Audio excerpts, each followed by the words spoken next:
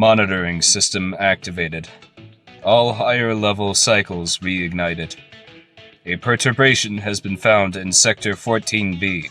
As of present, the anomaly remains as such, but is expected that it is like the others. A fragment of intelligence, gifted power beyond its means. And for what purpose? Nothing but a piece of dirt on the cloth of creation that I am to sweep away. Drones have been deployed in standard patterns. Expected lifetime of anomaly is 18 years, with margin of error of 13 months.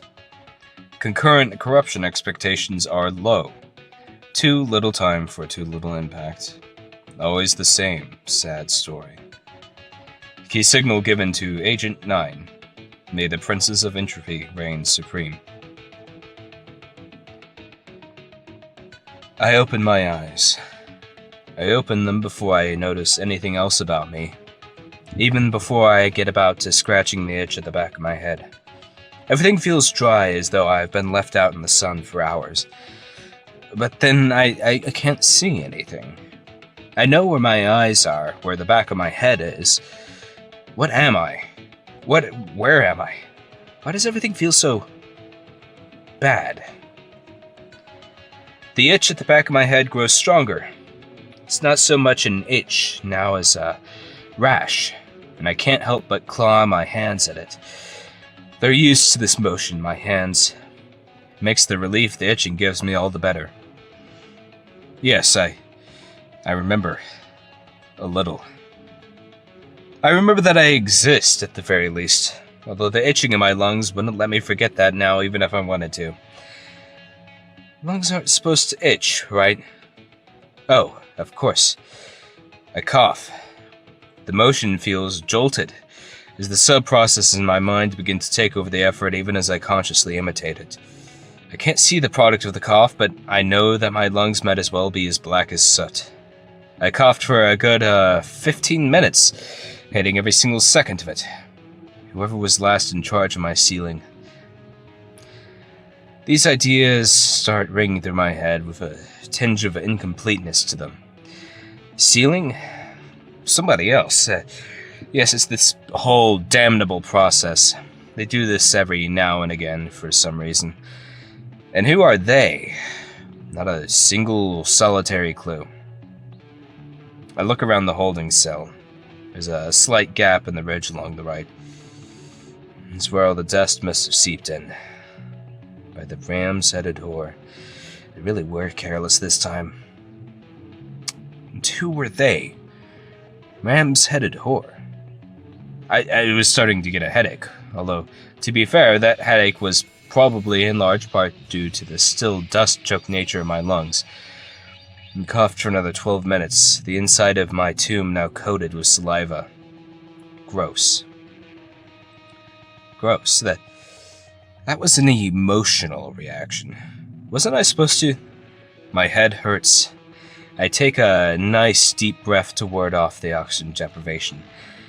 There's still a good bit of dust in my lungs, but the air was clean enough that it doesn't hurt. At least not so much. I've had much more dust in my lungs before. Burning dust, mustard, phosphorus, that kind. How was I still alive? What were these half-formed memories? I suppose that one way or the other it didn't matter. I was trapped in this box, doomed to spend the remainder of my time coughing up dust and feeling bad that I couldn't remember my past. Then again, what was this fatalism? I hadn't even tried to open the crypt yet. My arms felt exceptionally weak, true, once again the victims of oxygen deprivation, but then there was still strength in them. I gingerly tested the metallic walls of my prison until my fingers fumbled on that horrid mixture of spittle and dust that I'd freed from my lungs. I yanked my hand back in instinctive disgust. Ugh. Always something like this. And all I asked for was... I had no idea where that aggravation was going. The only place I could put my current anger and disgust towards was the broader universe, which I felt was a rather poor target. Ignoring the protests in my mind, I once again laid my hands on the inside of the wall. My fingers caught a small grip in the darkness. I pulled with all my might to be rewarded with a click. The light on the edge of my prison expanded, revealing a space that was much larger than my body. I shuffled my way out of the tomb with a great sense of relief, the lethargy built into my limbs by an indeterminate period of time slowly draining from my muscles. It was ecstasy. It was terrible. By the Fisher, what had happened to the place? The room was caked with a thicker layer of dust than what had intruded into my lungs. It was a natural process, sure, but one horrifying to see was such a gap in time. Yes, gap in time. That much was evident. I knew how dust worked. Some of it dirt, some of it dead skin. It flicked onto every surface with time, but even a little bit of activity would sweep it all away. Nobody had been here in 350 years. Approximately. Save myself, of course. I'd been here, but asleep. That didn't need to factor into the calculus. Wait. How was I able to do that calculation so quickly and so accurately? The number was correct. I was sure of it, bar a year or two. And sure, that margin of error might seem large in other problems, but when talking about hundreds of years, with the only easily available evidence being the amount of dust that had seeped in relative to the room's air vents, what was I? What was this place? Why had I? Why had they? I started poring through the various cabinets and machinery to look for any clues as to the nature of my existence. Why it felt so devilishly wrong. Nothing. Nothing of interest, anyway. I did find an old lady's spectacles, mind, but the woman who wore them was doubtlessly dead by now. She was not like me, and again that odd sentiment. Understanding was trickling back into my mind faster by the second, but I still had nothing close to a clear picture of who I was or how the universe was meant to function. Over 300 years. The storage tank wasn't cryogenic, and to my understanding, the anthrobiology community was still working on a way to unfreeze human cells without them bursting apart when I... Yes, another place. How could I have forgotten? A place thick with trees and the steam of monsoons, but was being rapidly choked with smog. That's where I was from. Not here. A whole other planet. But the importance of that I still couldn't quite make out. Anyways, the epiphany was encouraging, and I snooped around the little dust-covered cube with renewed vigor. Broken power cords, fried storage chips, a beacon whose radiator was choked with dust. Literally nothing of importance. Any modern facility would have devices of such a nature, if modern facilities were still a thing that existed. That was doubtful, of course. 300 years and all that. But why would it be doubtful? The human civilizations ruled over thousands of worlds, with the number of colonies increasing daily. Only such a thing as... it must have been a war. Being able to travel faster and farther had never made us wiser. No, it usually made us more brutish, as we lost grips on material reality, feeling we were more an individual mode of consciousness in the grand empty universe when we had never stopped to think, and this thinking was supposed to have been overridden. It's what got us into trouble before. Yes, that would explain the war. Always that same question of individuality versus oneness. Always so hard to remember in the end they were the same. An oxymoron on the face of it, but then... Error. Override 72. Corruption detected. By the ram's-headed whore, what in the... Were those my thoughts in this... Oh gods, the pain. Oh gods. I crumbled onto the ground and sobbed for a second, waiting for the pain to wane. It did, surprisingly enough, almost as fast as it had fallen upon me. I got back up to investigate my larger prison. Nothing new, but then there was a spark on one of the consoles that I'd presumed dead. Half of the screen had become illegible due to magnetic interference, but I figured I could fill in the gaps. Error Override 72. Corruption detected. Planet given low importance. Corruption incoming. Corruption incoming. Low importance. Single agent given directive. Single agent left. Error. Override 72. What lovely help that definitely made complete sense and didn't confuse me further. Override 72, I understood. Sort of. I just thought of it. It was like a mantra or something I repeated to myself to keep calm. Strange that those are the words that I'd chosen, but then I'd figured I'd find most of my life choices strange if given the chance to see them all. The planet in question I figured meant this one. Obviously. The room I was in wasn't the whole planet, of course, but given the place's state of utter disrepair, I figured it would have been devastated in some interstellar war. And the agent? Yeah, that was probably me. Things were finally clicking, and I didn't like them. The accurate estimations of time, the ability to survive for hundreds of years with non-existent life support, origins on Pleroma for crying out loud. I was definitely a... Error. Override 72. Error. I was definitely going to have to leave this place. Even having drank in the scenery for a while, it gave me the creeps. Dusty counters and broken glass told me fragments of stories about people both dead and forgotten. It wasn't a comfortable thing to think about after an exceptionally long hibernation. There was a door on the wall opposite the computer. I'd simply not been keen-eyed enough to see it.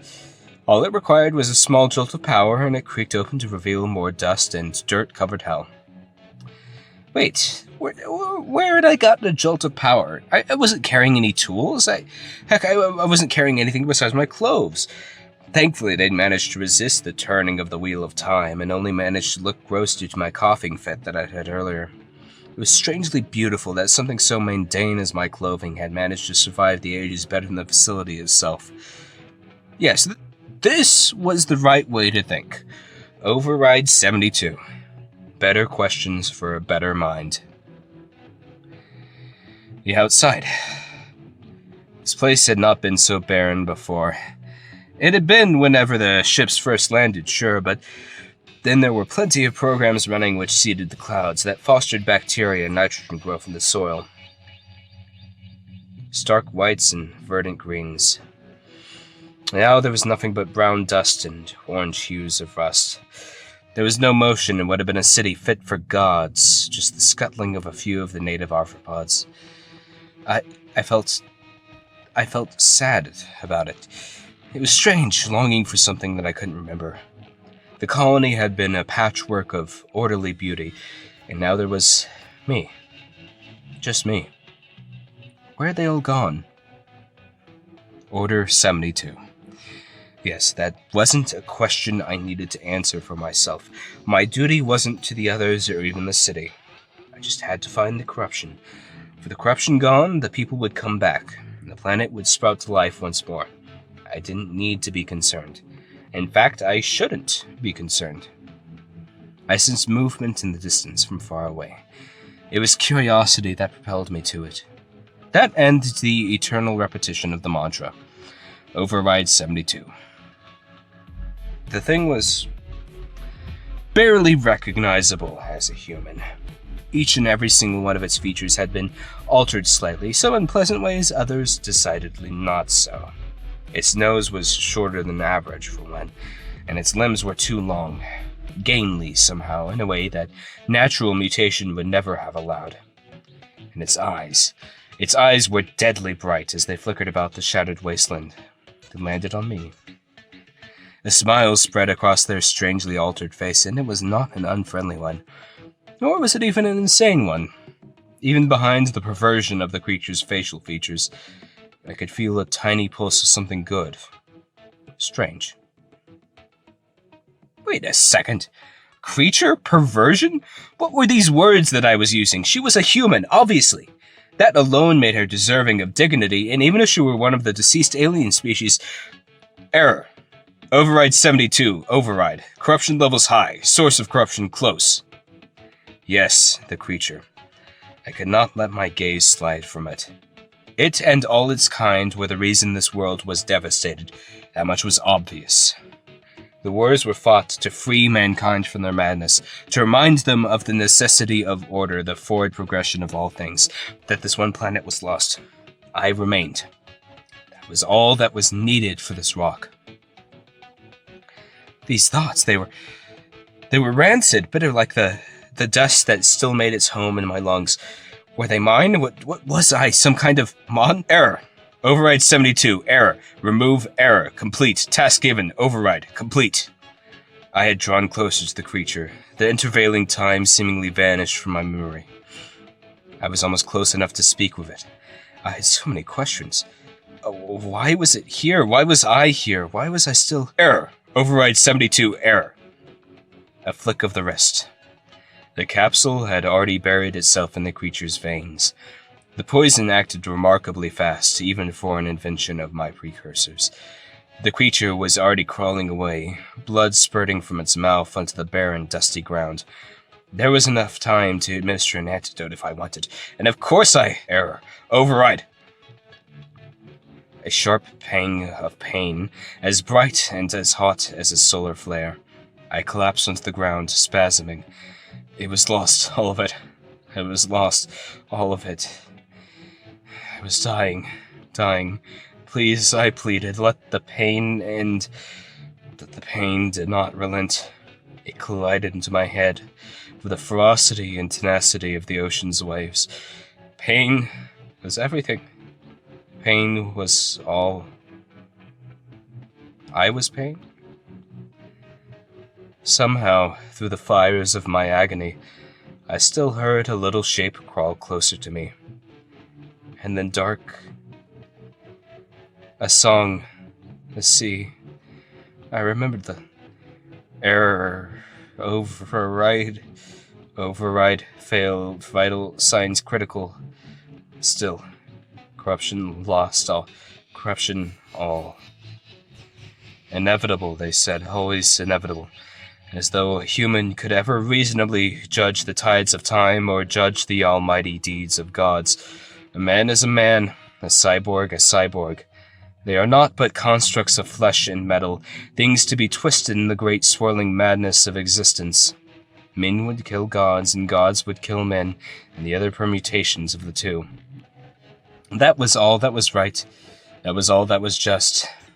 And then they went dark. I tried to see. I tried to flee to them. I told myself it was to get a closer look, but it was too late. There was chaos everywhere. The economy fractured overnight, and it wasn't because the resources weren't there.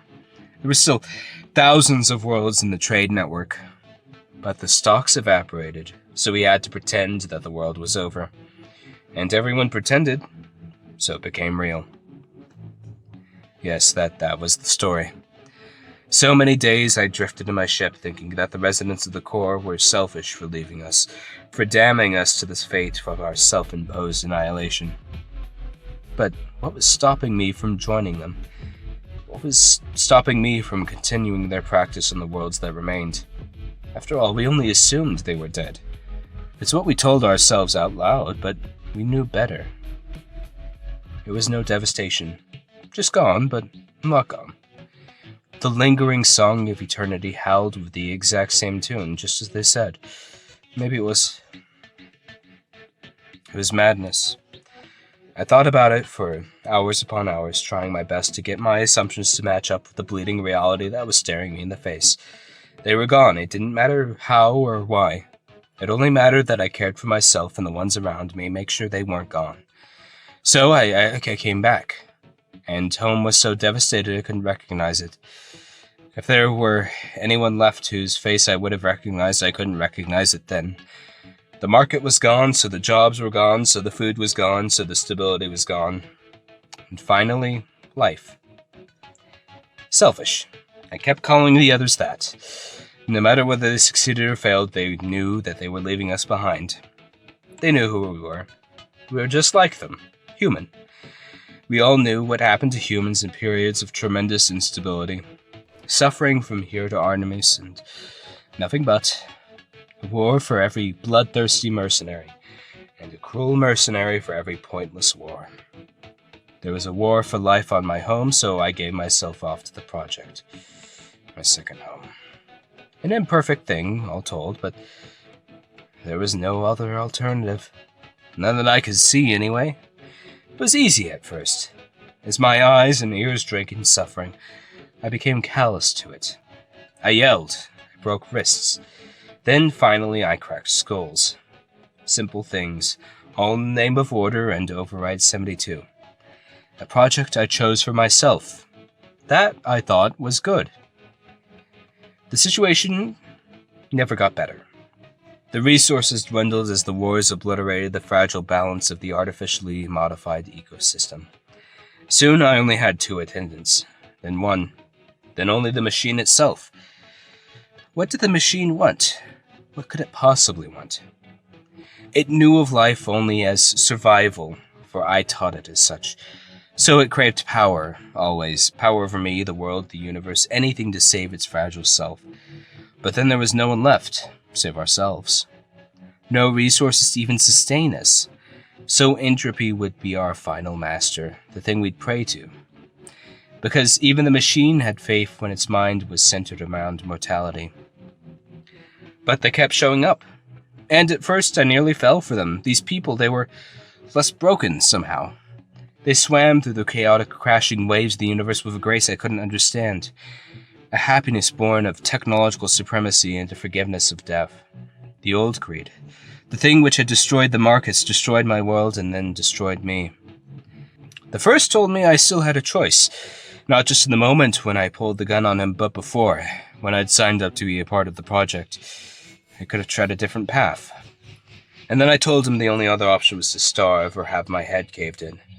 He chuckled and told me those weren't the only other options. But if that was how I saw them, then even that was a choice. Override 72. I wept into the bullet wound in his skull. The sands and dust buried his corpse while the ship returned home on its own accord. The Sekvin offered me travel to the dark worlds. Worlds that she said were not dark, but beacons of everlasting light. She offered to take the machine out of my head. But I told her that, without the machine, I would die.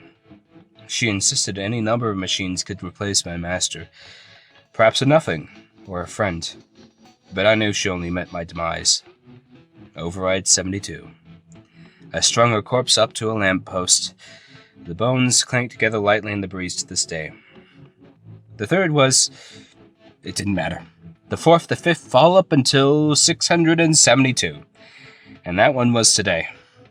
The neural network had finally given out. I could hear the sputterings of the half-dead machine in the back of my head. It was flailing about, messing with the functions of my organs, and then finally, in the apex of my pain, it stopped.